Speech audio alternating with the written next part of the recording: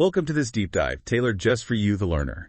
Today we're tackling a really critical area, cyber risk management. Absolutely. And you've given us some great material to work with, excerpts from the Institute of Risk Management, cyberrisk.pdf, and also strategies for effective cyber risk management. Right. So our mission here is to really unpack the key insights, help you grasp the essentials of this, dynamic field without getting overwhelmed. We'll be exploring quite a bit the threats, the business impacts, how to build secure systems, supply chains, even cyber insurance. And the human side too, right? Yeah. Fostering that culture of awareness. Yeah. Expect some surprising facts and definitely some actionable takeaways. Definitely. And before we properly dive in, just a quick word from our sponsor, www.cijusomarketplace.services. They offer some really valuable resources in the cybersecurity space. Yeah, fits perfectly with what we're talking about today. Okay, so let's start unpacking this. The threat landscape. It feels huge. It really is. The news is constantly filled with reports of attacks, isn't it? Corporate data loss, IP theft, customer details. And the consequences mentioned in the sources are serious. We're talking fines, reputational hits, sometimes even business failure. It's quite stark. And one point the IRM material brings up is how long attackers can actually be inside a system without anyone knowing. Right. Undetected. For how long? Well, it could be days, months, sometimes even years. It really highlights the need for not just prevention, but solid detection, too. Yeah, finding things that slip through. And it's not just one type of attacker, is it? The landscape seems quite varied. Oh, completely. You've got your financially motivated criminals, often using quite sophisticated stuff like blackmail, as the sources mentioned. There are the hacktivists, maybe wanting to embarrass or disrupt. Exactly, different motivations. And even less skilled attackers, the script kiddies, as they're called, plus, of course, the nation-state actors. A big threat there. And it's important to note, small businesses aren't immune, are they? They're increasingly targeted. That's a key point. There's sometimes this feeling maybe that they're too small. But the 2013 data in the IRM doc shows a rise in attacks against them. Unauthorized access, denial of service. Network penetration, IP theft. It sounds like they're seen as easier targets sometimes. Perhaps less robust security. Potentially, yes. Or maybe just a belief it won't happen to them. But here's a slightly more positive note, maybe.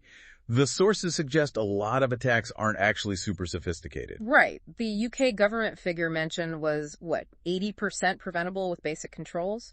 And Verizon's 2013 report said 99% use techniques not considered highly difficult. So basic hygiene could stop a huge chunk of this. It makes you wonder why it's still such a challenge for some organizations. Resources, awareness. It could be a mix of things. The IRM material really emphasizes identifying your crown jewels first. Your critical data, customer info, financials, IP. Exactly. Know what's most valuable, understand why it's valuable, and then focus your protection there. Makes sense, doesn't it? It does. Okay, so the threats are real. The potential damage is significant. Let's talk about the business impact when something does happen. The sources use the term iceberg impact. Yeah, meaning the direct costs you see are just the start. There's a whole lot more hidden underneath. Uninsurable costs, often. Like what sort of things are we talking about? Well, the IRM lists things like long-term reputational damage, losing customers because they lose trust. Stock price falling for public companies. Definitely. Plus the costs of fixing everything, upgrading IT, maybe your intellectual property loses value. These things can really hurt long-term. And then there are the insurable costs. Crisis management, forensics, notifying customers. Business interruption, too, though the IRM notes traditional policies might not always cover everything in a cyber context, so even with insurance, there can still be a big financial hit. Absolutely. And the Potemon Institute study from 2013, cited by IRM, those figures are pretty sobering. Average breach costs varying hugely by country. From around $1.1 million in India up to $5.4 million in the U.S. back then. Puts it in perspective. And the case studies mentioned Sony PlayStation Network, TK Maxx. They show real-world impacts like share price drops, even if companies recover eventually. And don't forget the regulatory angle. Fines for data protection breaches can be substantial. The UK example given, Brighton and Sussex NHS Trust, a hefty fine. Regulators are not messing around. So given all that, governance becomes incredibly important, right? It can't just be an IT issue. Absolutely critical. The sources stress that boards need to own this, treat cyber risk like financial risk, basically. But is that happening? The IRM RISE survey seemed to suggest maybe not everywhere. Yeah, it found many organizations still lack clarity on who at the board level is actually responsible, and oversight can be weak as a result. And only just over half, 53%, had specialist information security committees. Seems low. It suggests it's still an area that's maturing in many places. And it's not just structures, is it? No, the IRM mentions attitudes, values, the whole organizational culture. That plays a huge part in how effective governance actually is. A culture where security is everyone's job, basically, from the top down. And the sources also say oversight needs to move beyond just technical committees, right? Into strategy, core business management. Exactly. Weave it into decisions. Don't treat it as a silo. And good information is key for that. Management information, external intelligence. Keeping the board informed. Right. The IRM mentions lead indicators are valuable for being proactive, but they require collaboration across the business to work well. And this governance needs to extend outwards too, doesn't it? Yeah. To suppliers, distributors, the whole extended enterprise. Which brings us nicely to managing opportunities alongside these risks.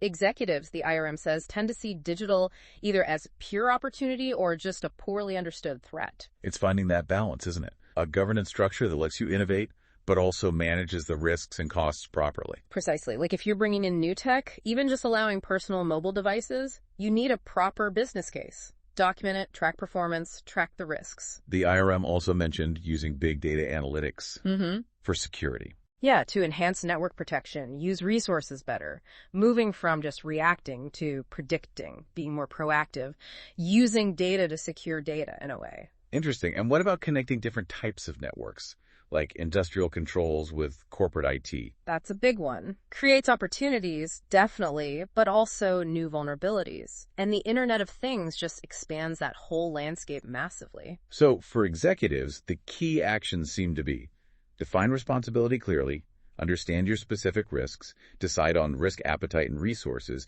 and plan for resilience, like the 10 steps to cybersecurity framework mentioned. That sums it up well. It's about active management. Okay, let's dive deeper into one of those areas. The supply chain. This seems like a major source of vulnerability. It really is. Data moves through so many external parties, often across borders. It gets complex very quickly. The IRM's data waterfall example for an insurance claim, it really shows how many different hands data can pass through. Exactly. And if those third parties have poor processes or weak governance, that's a huge risk factor. The Verizon report, again, 97% of breaches avoidable with better attention to these risks. Wow. So a dedicated risk-based governance framework for the supply chain is essential, not just a generic approach. Absolutely. Tailored to the sensitivity and value of the data you're sharing with each supplier. And the IRM outlines steps for that. Devising the framework, identifying critical data, educating everyone involved. Reviewing contracts, doing due diligence on suppliers, monitoring their performance, having clear escalation paths for issues. It's quite comprehensive. But that finding from the IRM RISE survey, over 45% not reviewing supplier security before signing contracts. That feels like a massive gap. It really does, because ultimately the organization remains accountable for its data, even if it's outsourced. You can't just delegate responsibility away. Data classification seems key here too. Knowing how sensitive the data is helps determine the right protection level. And lets you tier your vendors. High-risk vendors handling critical data get more scrutiny questionnaires, maybe even site visits. Lower risk ones, perhaps less intensive checks. The IRM suggests training internal staff to do these checks too. And the contract language itself needs to be tight. Security requirements, regulatory obligations spelled out. Crucial. Proactive oversight helps control costs, avoid fines, and you need an escalation process if things go wrong, maybe even up to terminating the contract. Okay, shifting gears slightly. The cloud. Big opportunities, but security concerns too, right? Less direct control. Yes, but the IRM makes an interesting point. The cloud itself isn't inherently more or less risky. It depends on the controls you implement and maintain during migration and operation. So a secure on-premise setup can stay secure if moved carefully. Essentially, yes. And you need to understand the different service models, IaaS, PaaS, SaaS, NaaS, because they dictate who's responsible for what aspects of security. That shared responsibility model is key. But the core principles still apply. Control over security, data classification. That doesn't change just because it's in the cloud. Not at all. And the types of threats are similar too. Access control issues, data security worries, needing good business continuity and disaster recovery plans. And solid agreements with providers are still vital. SLAs, Maybe a right to audit clause, like the IRM recommends. Definitely. And thorough vendor assessment before choosing a provider is just as important as with any supplier. Okay, what about mobile devices?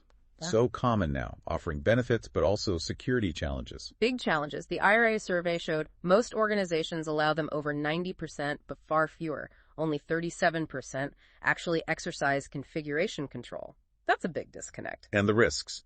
Lost or stolen devices, leaking data, maybe disgruntled employees, accidental sharing using unapproved cloud services. All significant risks. So clear mobile device management policies are needed, covering the whole lifecycle loss, employee changes, separating personal and work data if needed. And user agreements help too, making responsibilities clear. And then there's social media. Another double-edged sword, great for engagement, but risky too. Huge risks, potentially. Reputational damage, malware spread through links, data breaches, legal issues from employee posts, even account hijacking like the Burger King example mentioned. Handling customer complaints carefully on there is vital too, isn't it? Things can escalate fast. Very fast. So the IRM says you need a clear social media strategy linked to business goals, policies on acceptable use, hiring, vendor management, a multidisciplinary team, continuous monitoring. And training employees on the risks and opportunities. Makes sense. Okay, let's get into building secure systems. The IRM notes it's hard, lots of code, complex infrastructure. So where do you start? Clear security requirements linked to business risks and threats. Exactly. The IRM suggests using misuse of use cases, helps developers understand the why behind controls. And secure development life cycles are key. Collaboration between business, developers, security experts. Essential.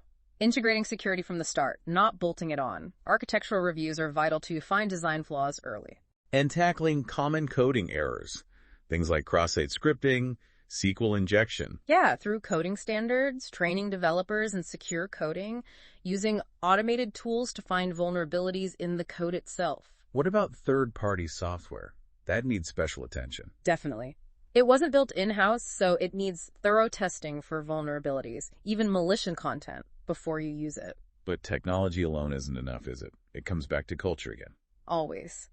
Senior stakeholder buy-in, clear communication, focused training, building that security mindset across the board. Which leads nicely into making training actually stick. The IRM points out that just doing training often isn't enough to change behavior. Right, that idea of learning transference. You need support systems in place, and the training needs to align with the organization's risk culture. Otherwise, it just doesn't translate into day-to-day actions. Understanding different risk appetites within the team can help tailor the training. Potentially, yes. And job aids are useful too. Checklists, quick reference guides, contextual reminders, making it easy for people to do the right thing when they need to. And assessments after training should check application, not just recall. Can they actually do it? That's the real test, isn't it? So despite all these prevention efforts, breaches can still happen. Which brings us to risk transfer cyber insurance. The IRM explains it helps offset the financial hit from breaches, forensics, notification costs, PR, legal defense, maybe business interruption. But you need to read the policy carefully, right? Know what's covered and what's not. Those uninsurable costs, like long-term reputation damage, can still be huge. Absolutely.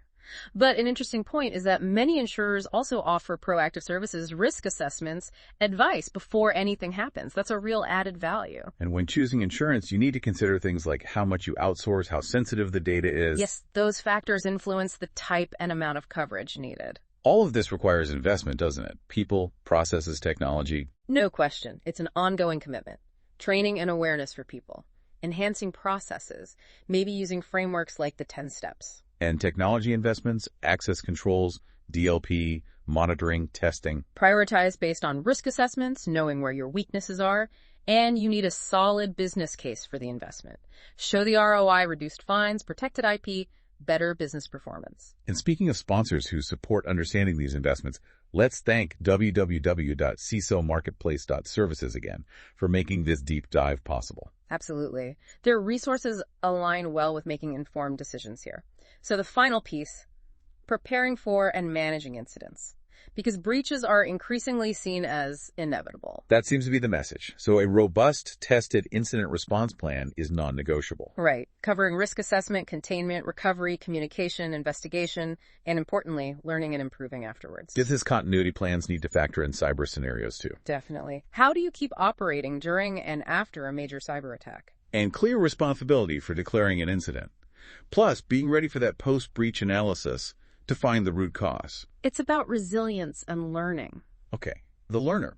Let's sort of wrap this up and think about what it means for you. We've covered a lot. Threats, impacts, governance, supply chains, tech, people, insurance. You should have a much clearer picture now of this whole complex world of cyber risk management, drawing from those IRM and strategy documents. And remember, technology is crucial. But that human element, it's often the weak link, but also potentially your greatest strength if people are properly trained and supported. Think about how you can apply these ideas yourself. Yeah, whether you're prepping for a meeting, just getting up to speed, or are naturally curious, what does it all boil down to? Well, it seems effective cyber risk management isn't just an IT thing anymore, is it? Not at all. It's a fundamental business imperative. Needs understanding, vigilance, a proactive approach, right across the organization. And once again, a big thank you to our sponsor, www.cisomarketplace.services, for supporting this discussion. Yes, thank you to www.cisomarketplace.services. Finally, here's something provocative to leave you with, learner. Think about this.